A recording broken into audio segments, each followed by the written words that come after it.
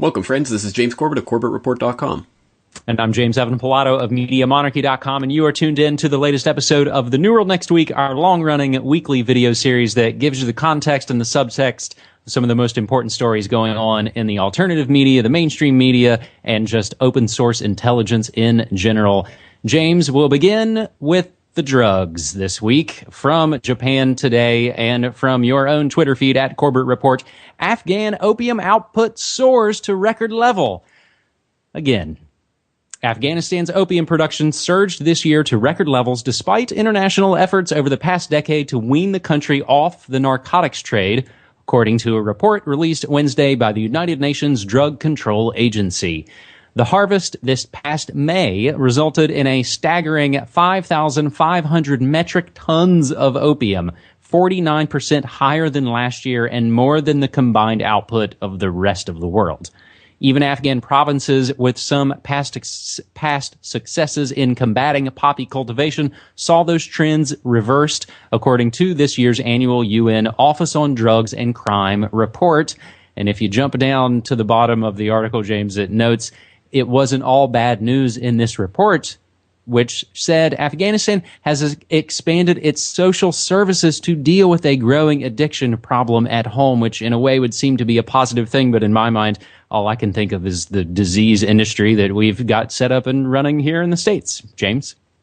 Well, exactly right. And again, who can really be surprised by this headline, because it seems to come around pretty much every year. And it certainly hasn't been every single year of the NATO occupation that Afghanistan has hit new record highs in terms of opium production. But it has been, I think, more years than not, it is a new record high. And I'm sick to death of seeing this headline and seeing this exact same excuses being trumpeted every single time about why, oh, well, we just couldn't eradicate this year because the crop was damaged last year, so farmers were trying to make up, and blah, blah, blah, blah, blah. All the same excuses every single time. Opium production continues to hit records every single year. The opium continues to be funneled out by NATO through the auspices of NATO, exactly as the Gladio B plan has it, that we've been talking about with Sibel Edmonds on this program this year.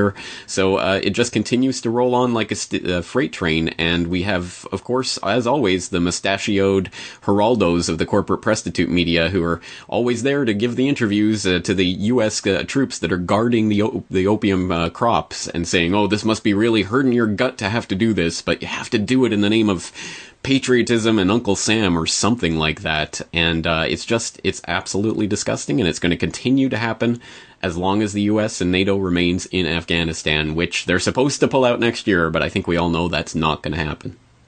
James, I forgot to check before we hit the airwaves this time. Surely in our last 4 years of doing New World Next Week, I feel that maybe we've reported on the record output of opium. So I'm assuming that's going to happen, and I'm assuming we'll include that in the show notes, just as well your recent work on the Gladio B operations. And yeah, a link of, Geraldo talking to the troops about guarding the drugs. In a somewhat related note, James, it struck me when we first mentioned the United Nations. I thought, oh, wait, there was some other story this past week at the United Nations. So we'll include that in the relateds from Al Jazeera. U.S. and Israel lose UNESCO voting rights. Both countries stopped paying the UN agency in protest over a 2011 UNESCO decision granting membership to Palestine. So we'll leave that, like the other trails that we always do for folks to go research for themselves. Like I said, we'll include all the links for you to check this out. A way for you to get involved in submitting stories, we mention as well using hashtag New World Next Week on Twitter, and one of our favorite story submitters is on Twitter at GJ Salisbury, and he submitted our second story this week. British spy agency GCHQ set up a faked LinkedIn and Slashdot pages to plant malware.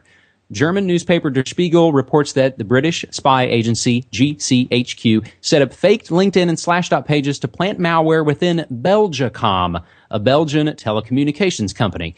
Using a method called quantum insert, the GCHQ was reportedly able to preempt legitimate access to the websites, redirecting the employees to fake sites that compromised their computers. Der Spiegel reports that the GCHQ and, lest we forget, the NSA were also able to infiltrate the Vienna headquarters of the Organization of Petroleum Exporting Companies, better known, rather countries. It's a Freudian slip there, perhaps, OPEC. The report is the latest based on documents provided by whistleblower Edward Snowden. So, the back end. On September 20th, Der Spiegel reported that GCHQ hacked Belgacom under a project codenamed Operation Socialist in order to, quote, enable better exploitation, end quote, of the telecommunications provider.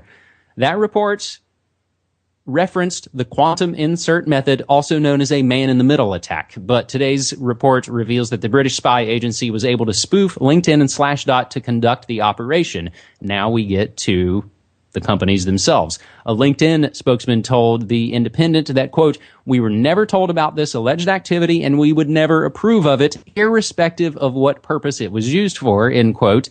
And Slashdot and their new parent company, Dice Holdings, provided a statement indicating that if any NSA compromises occurred through Slashdot, they were not known to the website's operators until the news was posted to the site itself on this last Sunday night, and we'll include a couple of other links about that. James, I do have a couple of relateds, but I'll throw this back to you. So fake LinkedIn. And so I just got that impression that I looked at it at first thinking it would be to trick users of the website, but it actually sounds like it's getting the employees of the website, James.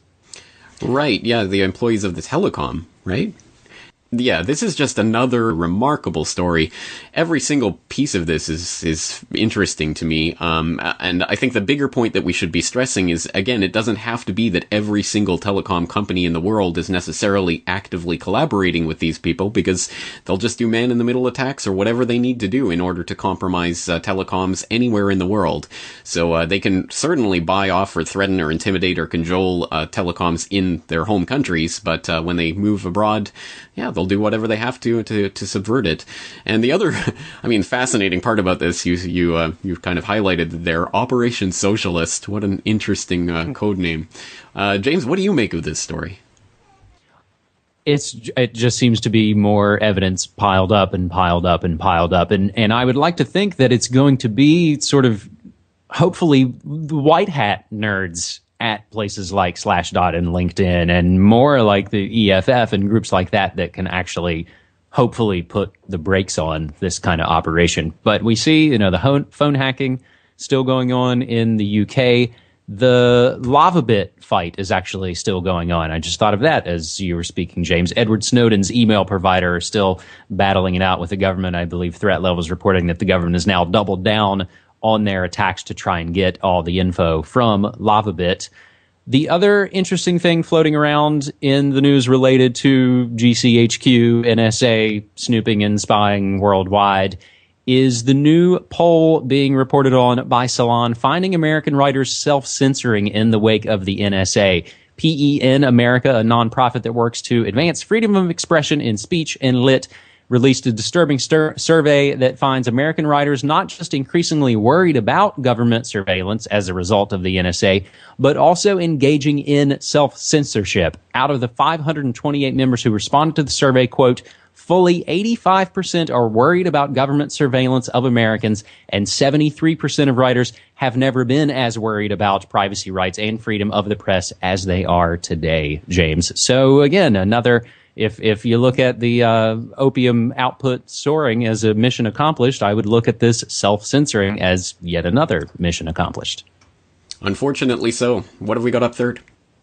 Our third and final story this week comes from my own Twitter feed at Media Monarchy for an interesting story that I did see trumpeted in the headlines, but fortunately Food Safety News gives us a little bit of the peek behind the headline. McDonald's and Gerber have not rejected Arctic apples. Recently, the activist group Friends of the Earth, FO, published a release entitled McDonald's and Gerber Say No to GMO Apples. That post had a number of extremely misleading and downright false statements which led to confusion and misunderstanding for readers and media outlets. In a response to letters FO sent to the companies, McDonald's and Gerber, through their parent company, Nestle, replied by explaining they don't use Arctic apples and have no current plans to use them. That is 100% true, but it certainly does not signify a rejection of Arctic apples, and here's why. Arctic apples aren't approved for commercial use in the U.S. and Canada. Neither company has had an opportunity to test Arctic apples, nor are there any apples available for commercial sale. So, in truth, Fo's position is a manufactured, deliberately misleading construct to better serve its own motivations. The interesting note, and I think as a whole, food safety news doesn't really seem to be against GMO foods. Now, there are other links that I'll include from op-ed that's a little anti-GMO. But I think it's telling. The last paragraph in this story. The real news story is the fact that after 3.5 years of robust due diligence and rigorous science review, the USDA's Animal and Plant Health Inspection Service has concluded that Arctic apples are safe for the environment and recommended they be approved for commercial planting. James? No, we've never used an Arctic apple, never planned to use them, but that's because the hidden truth, the government has yet to approve them. You'll forgive that doggerel, but I just made it up on the fly. But yeah, absolutely, this is, a fundamentally great story for examining the way that we have to always interrogate the basic assumptions of any headline that streams across the news wires. And just because a company denies that they've ever used or plan to use a product doesn't mean they never will, doesn't mean they've ruled it out, doesn't mean that it's off the table for any reason, any good reason. In this case, it just means, well, it hasn't been approved, it hasn't been commercially available yet. And when and if it will, do you really think that McDonald's and the like are going to turn their nose up at it? Of course not. Of course, the plan is to get us all hooked onto these GMO monstrosities and to basically engineer it right into the food pipeline. So again, it's very good to keep your skeptical hat on whenever you see these types of stories. Whether they confirm what you believe or disconfirm, I think you should go and interrogate the sources and take a look at what they're actually saying and what the actual truth is. This is just another great example of that. So my hat's off to Food Safety News for putting this together. James, let me throw in two other interesting notes related to Food World Order topics. And by way of Red Ice Radio, factory forests, as the USDA considers approval of genetically engineered trees, and that aforementioned positive op-ed from Food Safety News on the industry's secret plan to get the feds to kill GMO labeling in every state. This is interesting. The dirty details contained in industry documents obtained from the Washington State Attorney General's office in the wake of a lawsuit brought against the Grocery Manufacturers Association for illegally concealing donors to the No on 522 campaign. Longtime watchers of New World Next Week know we've discussed Washington's recently defeated No on 522, the labeling of genetically modified foods. This now, James, is looking like the same sort of situation we had here in Portland, where they tried to ram fluoride down our throats, and we started to scratch and discover that it was all built on shady with secret meetings and undisclosed donors, and it's looking like the same kind of situation is happening again. That's right. Well, we should mention as of next week, there's not going to be a New World next week because I'm going to be out of town, out of the country. I'm going to be in France attending the FOSSA 2013 conference in Lille. So anyone who happens to be in the area, by all means, register and join us. It should be an interesting conference. I'm going to be talking about open source journalism. That means I won't be here. I won't be doing anything on the website next week, except, of course, people know next week is 11/22/2013, the 50th anniversary of JFK. So I'm going to do my best to try to get the video that I wanted to put up on the 50th anniversary ready so that it will actually appear on the website on Friday the 22nd. So please keep your eye out for that, and I'll do my best to do it. Otherwise, there will be a podcast, or I'm planning to do a podcast tomorrow if I can squeeze that in. That should also be along the JFK lines. So that's just my little deprogramming note. No New World next week, but I will be back and working on the website by the last week of November. All right, and so this has been episode 173 of the New World Next Week. James, always a pleasure. Thank you so much. Thank you.